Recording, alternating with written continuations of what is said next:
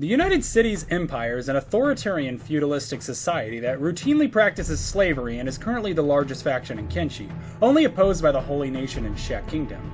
Their most problematic view, however, is how the Empire makes being poor and homeless virtually illegal, to the point to where even if someone looks poor or hungry, it could get them arrested. And obviously that's morally wrong.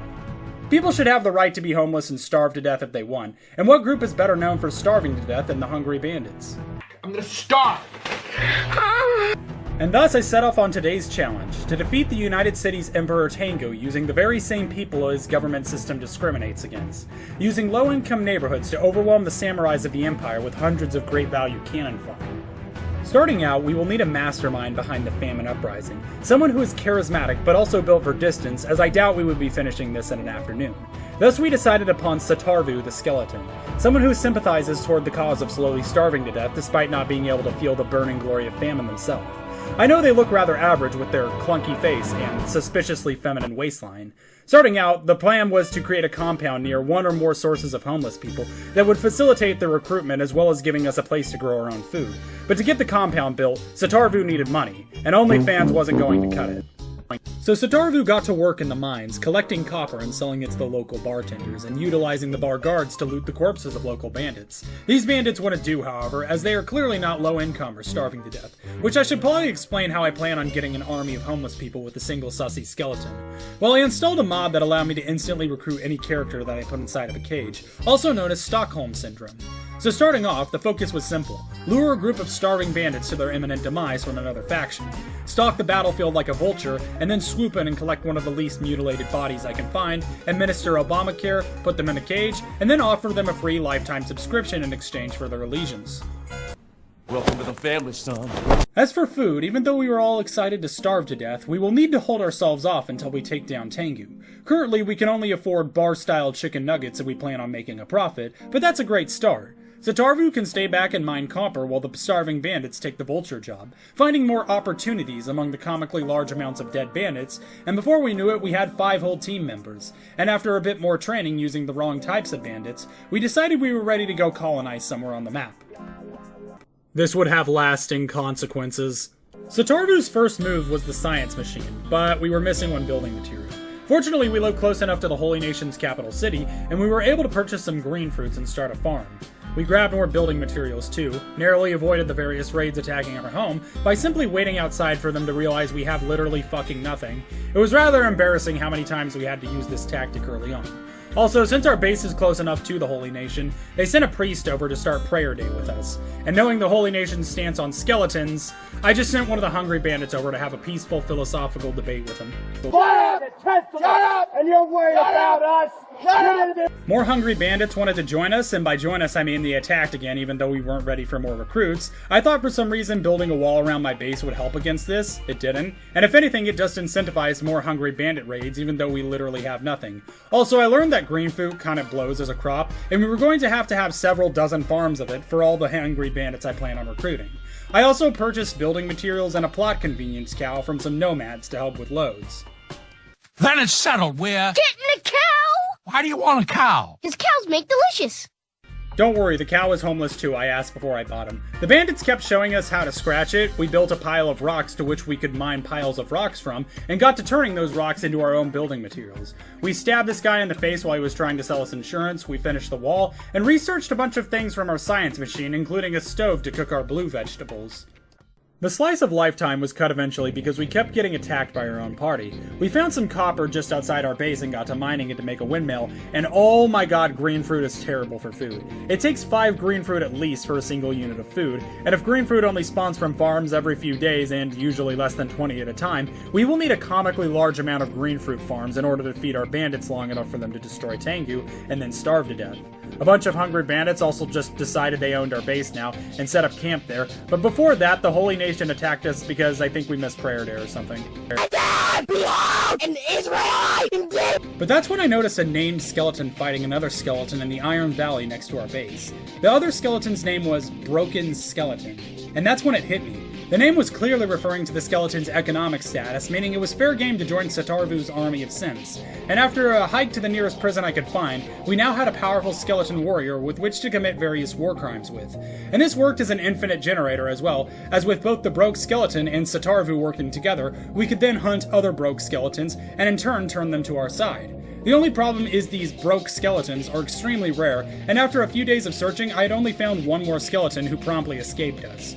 Also, our entire team was almost soloed by a single Holy Nation paladin, so we definitely needed more of them.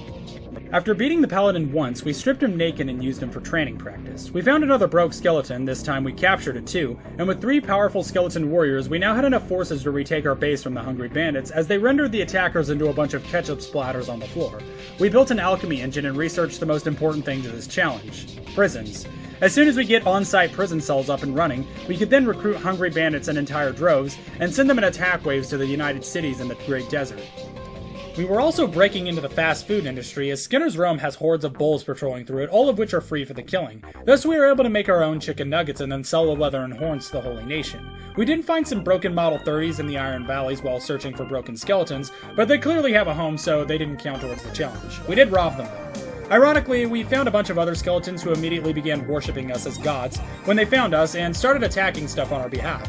They stuck around for a while, but I ultimately just went back to the plan of broken skeletons and hungry bandits. But I guess now I should clarify what exactly I can use in this invasion. Looking through all the races and factions in Kenshi, I have come up with 6 different types of low-income groups. These are the hungry bandits, the broke skeletons, the scrawny cannibals, fish people, starving vagrants, and the other variants of hungry bandits. I've never met most of these groups in Kenshi, but I vaguely remember scrawny cannibals in my first playthrough with Bugsworth, so it will be worth my while to acquire some of these goblin-like creatures for the army. Plus, I know about Fogmen and the Fog Islands, but in all honesty, if they were allowed, I would probably just end up using nothing but hivers, and that kinda seems like it would ruin the whole point of this.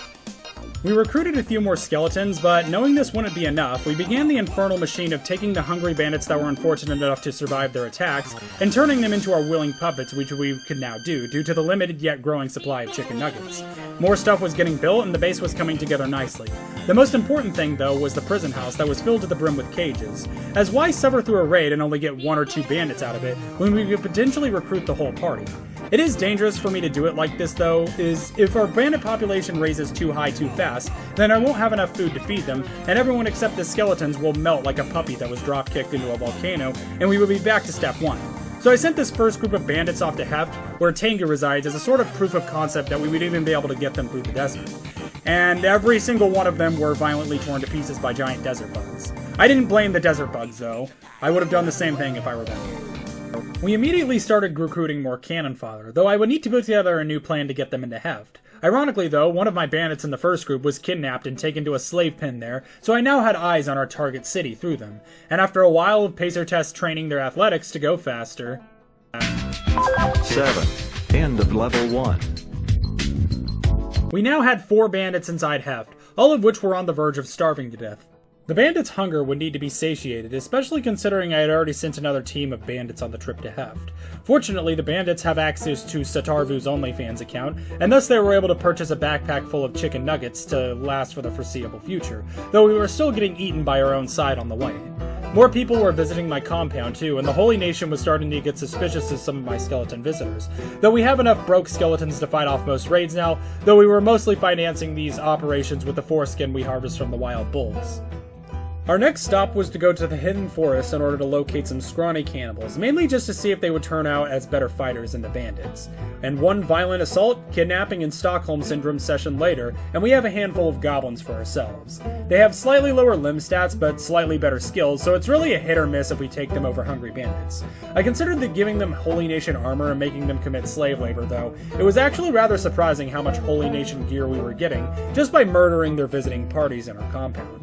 Unfortunately, we couldn't make the journey with the armor to Hefts, as it would slow us too much to where the desert bugs would eat us, so my goblins arrived there without it. But now it's time to talk about the actual battle plan against the Empire. So hungry bandits from a combat value suck pretty badly. Furthermore, they have some of the worst gear in the game, being second only to being completely naked with a poor martial arts skill. Furthermore, the most common soldiers in the United Cities, the samurais, have a stat upwards of anywhere from 40 to 60, outclassing even my broke skeletons, and there's anywhere from 30 to 60 of these samurais in the city, not even including the elite samurais and police force present there. So at this point I was asking myself, how do I even plan on beating them with a bunch of hungry bandits? So, how do I plan on dealing with the elite samurais guarding Tengu and Tengu himself who isn't a pushover? And how do I plan on even keeping my forces fed for that amount of time? Well, I decided to take these problems one at a time. I had one of my skeletons begin learning the art of violently hitting someone over the head when they aren't looking, rendering them unconscious. I had this person terrorize the entire landscape around the compound, violently beating down anybody they could get their hands on. After their knockout chance was reaching an upwards of 80% on almost all targets, I then sent this skeleton to Hef, where they effortlessly snuck into the city. I then sent them to corner lone samurais and police officers in the city, knocking them out, however also stealing their armor and weapons. I would then go and transfer this stolen gear into the nearest allied homeless person's pocket, effectively giving them a whole armor kit they could access during the invasion. I would repeat this for a majority of hungry bandits inside the city until the attack. Furthermore, another faction that frequents Heft, known as the Manhunters, would also help us out indirectly, as whenever they see an unconscious victim, they will go over and attempt to enslave them, effectively removing them from play. A real bottom-feeder type society in the United Cities that eats their own. My logic behind all of this is simple. A hungry bandit can't beat a samurai on its own. However, if most of my bandits have powerful armor and good weapons, the samurai has nothing but their fists, are at a constant danger of being enslaved by their own people or knocked out, are at risk of being cleaved in half by a genocidal skeleton, and we outnumber them 4 to 1, we just might have a chance at pulling all of this off. And you might ask, who is the skeleton responsible for the violent and forceful allocation of all the police officers' clothes? Why, it's Satarvu. Our skeletons got themselves repaired, as well as going to recruit more of themselves. As for our food issues, I came to the conclusion that I was unintelligent in regards to farming, and have begun to learn the farming principles of cacti, as it apparently grows well in arid environments. And pretty much with only a single farm, we were already seeing double the yield of all my green fruit farms combined. So I immediately started mass-producing cacti farms instead. The food we were producing out of it wasn't even that much lower quality either, being more than enough to feed my entire compound and then some. Also, the desert bugs were taking advantage of the armorless guards and snacking upon their bodies. They were doing such a good job, I'm so proud of them. All the while, more of my hungry bandits were making it from the warm embraces of my metal cages into the city, and manhunters were picking off the city's own guards after I stole everything from them.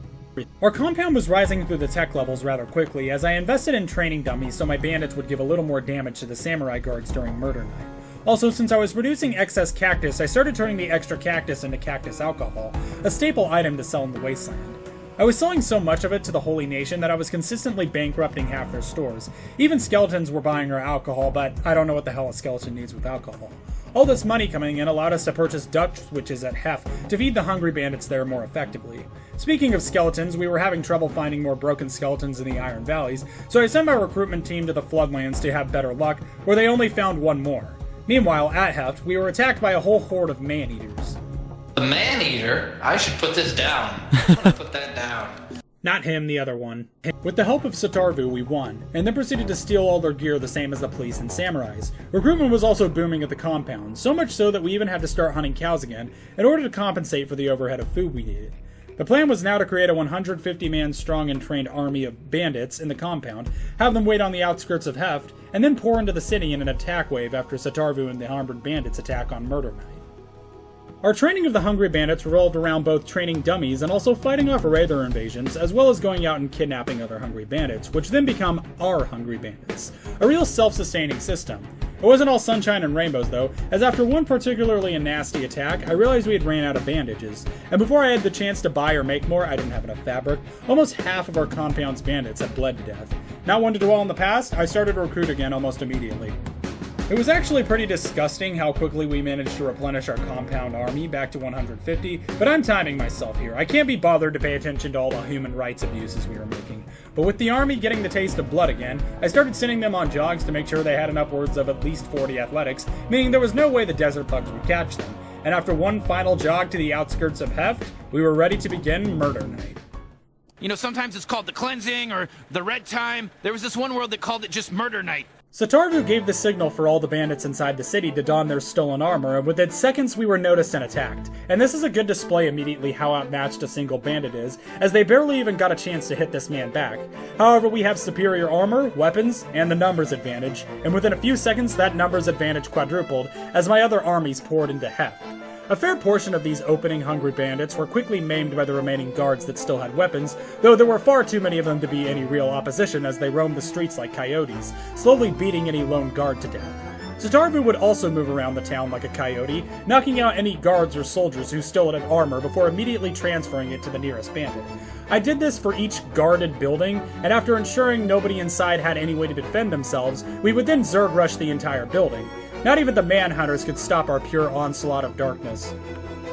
After securing the perimeter, we mended our side's wounds with any spare toilet paper we had brought, prioritizing those that were still in fighting shape. A few guards managed to try and fight us a second or third time, but there was no real opposition on the ground floor now. Thus it was time to move against Tengu inside his ivory tower. Satarvu did what Satarvu does best, going inside and knocking out everyone physically capable of becoming unconscious before violently tearing their clothes off. And once we were certain that we would be attacking with overwhelming odds, that's exactly what we did, allowing the elite samurais to come down to us one by one to be mulched by the horde of bandits. But even after neutering the majority, we had missed a few Ronins, and in turn had a good deal of our own forces mulched up.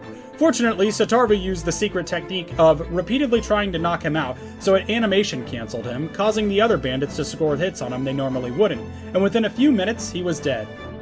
And almost as if on cue, the broken skeletons I had collected throughout my time had all circled up to help finish off the city's remaining defenders. They hacked, slashed, and ran the streets red with samurai blood. Even our bull from earlier was helping out, and he was taking no bull either. And thus, with virtually all his forces dead, and nobody left to defend, we went to go finish off Tengu, and almost immediately after seeing us, he booked it, running the fuck out of the city. We chased after him, only to find out that Tengu is extremely fast, and nearly impossible to hit. I was actually looking forward to a final fight with Tengu, but after 5 or so minutes of trying to hit him and failing, I decided enough was enough and just had Satarvu knock out one more person. And having our prize in tow, we took him back to the compound to finish our quest. Things were already changing due to our actions now. Even on our way back, we noticed a horde of rebel swordsmen now attacking another United Cities town, no doubt emboldened by our attack against the capital and capture of Tengu. And speaking of Tengu, although he was an evil man, we still decided that it was important to treat him morally and give him the most just punishment possible. So we hypnotized him to become extremely obese to the point to where he resembled the same giant chicken nuggets we had thrived off of the whole game, then sent him deep into the foglands where he would hitch himself to a post to be violently and slowly consumed by members of the insect master race. It looked extremely painful, but I could tell as each of his limbs were ripped off and his remaining bodily fluids pooled on the floor in front of him. I ignored his screaming and surmised that he was in complete bliss. Truly, we now are the most moral and reasonable faction in Kenshi. And with that, we had completed the challenge by uniting the members of various lesser powers in Kenshi to take down the United Cities, and to top it all off, we had dealt with Tengu Project Zomboid style. If you enjoyed this video and want to see more videos like it, or just more videos from me in general, please leave me a comment down below and tell me what you enjoyed or what you'd like to see more of. Also, if you're new here, please consider subscribing with notifications, as I will likely have other adventures in Kenshi in the future. I'm thinking next time maybe a goblin or fish people only army. Yeah, that'll be fun. Anyways, thanks again for watching, and I will see you all next time.